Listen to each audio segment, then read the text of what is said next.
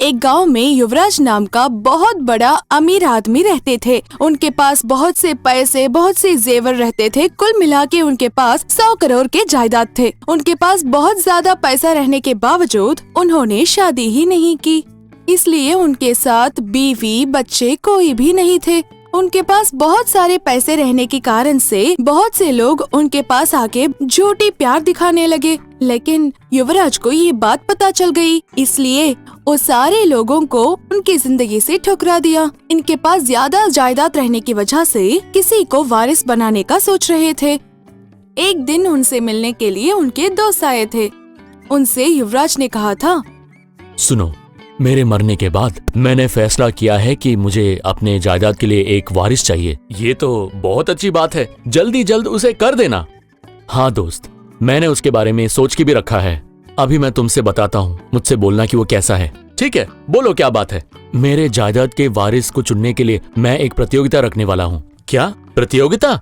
हाँ, मेरे जायदाद के वारिस के लिए एक प्रतियोगिता रखने वाला हूँ और उसके लिए मैं लोगों को यहाँ बुलाने वाला हूँ। उनसे मैं 3 सवाल करूंगा और उनमें से जिसका जवाब मुझे अच्छा लगने वाला है और जिसका जवाब सही है उसको मैं अपने जायदाद के वारिस बनाने वाला हूँ। क्या बात कर रहे हो? क्या ये ठीक रहेगा? इसीलिए तो मैं तुमसे पूछ रहा हूँ कि इस प्रतियोगिता की आइडिया कैसा है। तुम्हारा आइडिया तो ठीक है, पर 3 सवालों का जवाब सुन के उस बंदे को अपने 100 करोड़ का संपत्ति देना ठीक रहेगा, वो भी वारिस बना के? मुझे विश्वास है मेरे पास जो 3 सवाल हैं उनसे मैं एक अच्छे इंसान को ठीक से पहचान सकूंगा। अगर तुम्हें विश्वास है तो फिर शुरू कर दो। हाँ ठीक है। उन्होंने गांव का ऐलान करने वाले बंदे को बुलाया। सुनो भाई, गांव में जाके जो मैं बोल रहा हूँ उसको ऐलान करके आओ। अगर किसी को कोई शक होता है तो उनको सावधानी से जवाब देके ही वापस आना। हाँ ठीक है साहब। वो बंदा भी वहाँ से चला गया। अगले ही दिन वो ऐलान करने के लिए आया था। मैं सबको एक बात बोलने वाला हूँ, अभी गौर से सुन लीजिए। हमारे गांव में रहने वाले अमीर जनाब युवराज अपने 100 करोड़ जायदाद के लिए एक वारिस ढूंढ रहे हैं। उसके लिए वो एक प्रतियोगिता रखने वाले हैं। इसमें भागने वालों को वो 3 सवाल पूछेंगे और उन सवालों के लिए उन्हें खुशी पहुंचाने वाली जवाब देने वाले लोगों को अपने 100 करोड़ जायदाद का वारिस बनाने वाले हैं। जिन जिन को भाग लेने की इच्छा है उन सबको कल सुबह 10 बजे उनके घर पे हाजिर होना है। सबको सुनने के लिए ये बहुत जोर से ऐलान किया। तब उनसे आके एक आदमी ने पूछा, ये कैसा ऐलान है? वो कुछ नहीं भैया, अपने गांव में जो है ना अपने युवराज भाई साहब, वो अपने 100 करोड़ जायदाद के लिए एक वारिस को ढूंढ रहे हैं और उसके लिए ही एक प्रतियोगिता रखने वाले हैं। सिर्फ 3 सवाल पूछने वाले हैं और उसके सही जवाब बोलने वाले को 100 करोड़ जायदाद का वारिस बनने का और उसका हकदार बनने का प्लान बनाया है उन्होंने। ये सुन के बहुत विचित्र लग रहा है। ऐसे क्या सवाल करने वाले हैं? क्या आपको उसके बारे में कुछ पता है? वो सब मुझे नहीं पता भैया, मुझे सिर्फ ऐलान देने को बोला था, मैंने वो किया। अगर ज्यादा कुछ पता करना है तो कल सुबह 10 बजे युवराज सर के घर पे जाके आप ही पूछ लेना।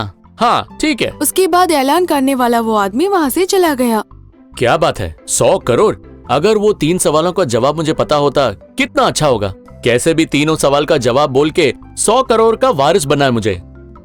अगले ही दिन अमीर युवराज के घर के सामने बहुत से लोग खड़े थे।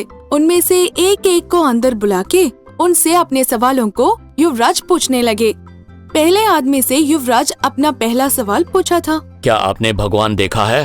हाँ क्यों नहीं, पिछले हफ्ते मैं मंदिर गया था ना और हमें वहाँ बहुत अच्छा दर्शन भी मिला था। आराम से टाइम स्पेंड करके दर्शन करके आए थे। इस दुनिया की सबसे कीमती चीज क्या है? वो तो हीरे ही है सर, क्योंकि लोग बोलते हैं कि उसका ये दाम बहुत ज्यादा है। 100 करोड़ रुपए मिलने से आप क्या करेंगे? पहले एक बड़ा सा मकान बनाऊंगा, फिर उसके बाद बहुत प्रॉपर्टी लूंगा और उसके बाद बड़ा बड़ा बिजनेस भी करूंगा मैं।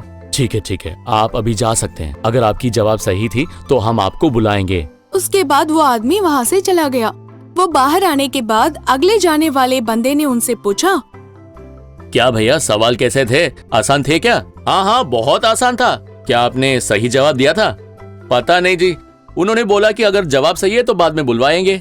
अच्छा ठीक है। वो भी वहाँ से चला गया।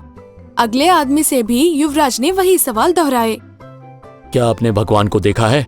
अरे ये क्या सवाल है सर, ऐसे कैसे कोई भगवान को देख सकता है? कोई भगवान को देख नहीं सकता।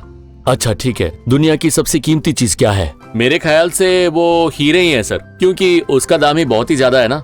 100 करोड़ पैसा मिलेगा तो आप क्या करेंगे? एक बड़ा सा जहाज लेके ये पूरी दुनिया को मैं घूम के आऊंगा सर, ये मेरी बहुत बड़ी इच्छा है और अमीरों जैसे जीऊंगा सर मैं। ठीक है, आप जा सकते हो। अगर आपकी जवाब हमें अच्छा लगा तो हम आपको बुलाएंगे। वो जाने के बाद एक औरत वहाँ आई थी। क्या तुमने भगवान को देखा है? ऐसी कोई चीज नहीं है, वहाँ पे भगवान नहीं है। हमारे भगवान सारी जगह पे रहते हैं। हाँ, अगला सवाल, दुनिया की सबसे कीमती चीज क्या है? प्लैटिनम ही है, क्योंकि वही सोने से ज्यादा मोल है। अगर आपको 100 करोड़ रुपए मिलेंगे तो आप क्या करेंगे?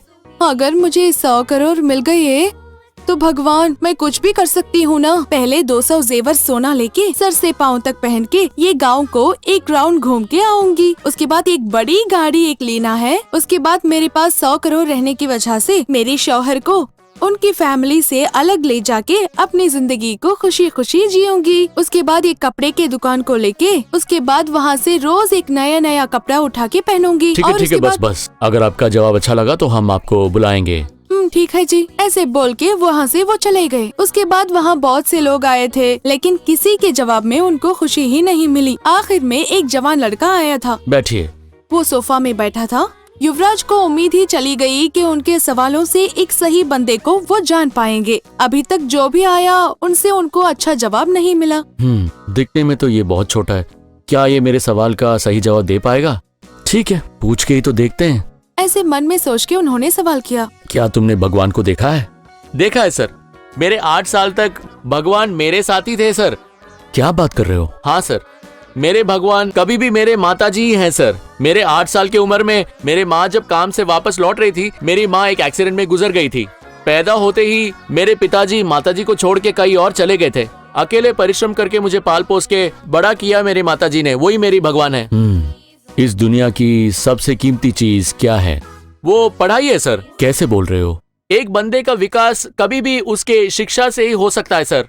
अगर किसी को अच्छा शिक्षा मिल रहा है तो उसको उससे अच्छा कुछ नहीं चाहिए सर, क्योंकि यही शिक्षा उसको उन्नति तक पहुंचने के लिए और जीवन में पैसा बनाने के लिए उसकी सहायता करता है सर। अगर किसी के पास ज्यादा पैसा है तो कोई और वो छीन सकता है सर, पर किसी की शिक्षा को कोई चोरी भी नहीं कर सकता और उसका नाश भी नहीं कर सकता सर। तो कुछ भी बोलो तो शिक्षा ही इस दुनिया की बहुत अनमोल वस्तु है सर। अगर तुम्हें मेरा 100 करोड़ का जायदाद, पैसा और गहने मिलेंगे तो तुम उसके साथ क्या करोगे? मैं आपके नाम पे ही एक ट्रस्ट शुरू करूंगा सर, और उसके जरिए जिन बच्चों के पास पैसा नहीं है उनको मैं शिक्षा दूंगा सर, और उसके लिए मैं एक बड़ा सा स्कूल बनाऊंगा सर, और गरीब लोगों के लिए मैं एक मुफ्त अस्पताल बनाऊंगा सर, और उस ट्रस्ट के जरिए गरीब लोगों के लिए जो भी भलाई करना है वो सब करने की कोशिश मैं जरूर करूंगा सर। विश्वास कर सकते हैं। उसके जवाब सुन के युवराज खुश हो गए। वो हैरान हो गए। ये बहुत ही छोटा लड़का है, पर इसकी चिंताएं और इसकी बातें कितनी अच्छी है ना। ऐसी लड़का चाहिए मुझे। इससे बेहतर कोई मिलना बहुत मुश्किल हो जाएगा। बेटा, मुझे तुम्हारी सब जवाब बहुत अच्छे लगे। जो मैंने सुनना चाहा वो ही तुमने भी बोला है। सिर्फ तुम ही हो जो मेरे जायदाद के हकदार बनने के लायक हो। तुम ही मेरे वारिस बनने वाला हूँ, और ये सब चीजें तुम्हें करके भी दिखाना पड़ेगा। जरूर सर, मैं करके दिखाऊंगा सर। जब तक ये दुनिया है तब तक आपका नाम रोशन मैं करके ही रहूंगा। बहुत अच्छी बात है। युवराज उस लड़के को अपने जायदाद के वारिस बनाने का फैसला किया। वो लड़के ने युवराज के नाम पे एक ट्रस्ट शुरू किया। उसके बाद स्कूल बना के वहाँ बहुत सारे गरीब बच्चों को मुफ्त में पढ़ाई दी, और हॉस्पिटल्स भी बनाया। उसमें गरीब लोगों को मुफ्त में इलाज भी किया। अपने जायदाद को एक अच्छे बंदे के पास देने के कारण युवराज बहुत सुकून से जी रहे थे।